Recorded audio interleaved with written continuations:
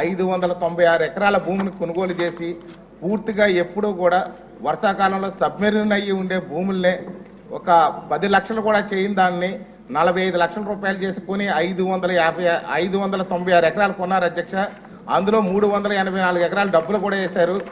అక్కడ ఎంత భయంకరమైన ప్లేస్ అంటే అది ఎప్పుడు కూడా మొత్తం అన్ని రకాల మనుషులు జంతువులు అంతా కూడా జంతు నష్టం ప్రాణ నష్టం జరిగే ప్రదేశం అది.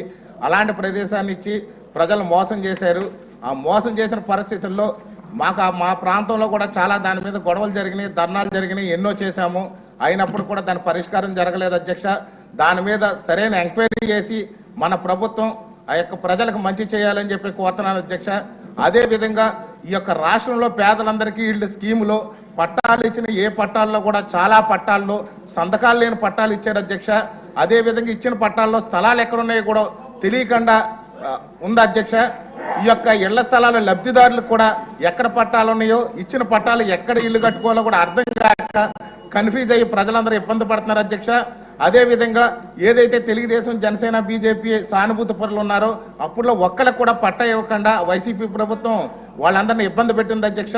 ఈ యొక్క ఇళ్ల పట్టాలు ఇచ్చే విషయంలో ప్రభుత్వం సరైన ప్రణాళిక ప్రకారం తీసుకుని గతంలో జరిగిన స్కాముల మీద ఖచ్చితంగా పరిష్కారం చేయాలని చెప్పి ముఖ్యంగా రాజమండ్రిలో జరిగినటువంటి ఈ యొక్క 596 ఎకరాల ఆవు భూముల స్కామ్ మీద సిఐడి ఎంక్వైరీ చేసి ఈ యొక్క ప్రజాధనాన్ని లూటీ చేసిన వాళ్ళని శిక్షించాలని చెప్పి కోరుతున్నాను అధ్యక్ష. అదే ఆవు భూములపై అడపా శ్రీనివాస్ అని చెప్పి మా ప్రాంతంలో జనసేన నాయకుడు పోరాటం చేస్తే అతని మీద కూడా రౌడీ షీట్లు అవి కూడా ఓపెన్ చేసి చాలా ఇబ్బంది పెట్టారు అధ్యక్ష. ప్రజలకు ఖచ్చితంగా న్యాయం చేస్తుందని ప్రభుత్వాన్ని ఆశిస్తున్నాను అధ్యక్ష. ధన్యవాదాలు. ఆవు భూముల మీద నా మీద కూడా కేసు పెట్టారండి మీ రాజమండ్రిలో.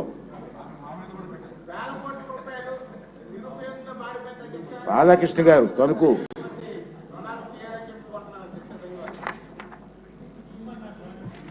ధన్యవాదాలు అధ్యక్ష. తణుకు నియోజకవర్గంలో అత్తిలి గ్రామంలో మాకు ఒక గవర్నమెంట్ జూనియర్ కాలేజ్ ఉంది సార్. ఆ గవర్నమెంట్ జూనియర్ కాలేజీకి సంబంధించినటువంటి బిల్డింగు బ్రిటిష్ కాలంలో కట్టినటువంటి బిల్డింగు. అది పూర్తిగా శిథిలావస్థకు చేరినటువంటి దశలో 2014-19లో గౌరవ ముఖ్యమంత్రి నారా చంద్రబాబు నాయుడు గారు ఆ రోజు నిధులు కేటాయించి ఆ బిల్డింగ్ కన్స్ట్రక్షన్ కూడా శంకుస్థాపన చేయడం జరిగింది అధ్యక్ష. కానీ తర్వాత వచ్చినటువంటి ప్రభుత్వంలో దాన్ని పూర్తిగా నిర్లక్ష్యం వహించడం వల్ల మరలా అది బిల్డింగ్ పనులన్నీ ఆగిపోయినాయి సార్.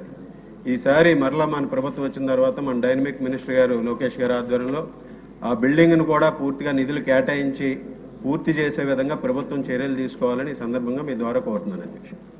గుంటూరు ఈస్ట్ ఎమ్మెల్యే గారు. నమస్కారం.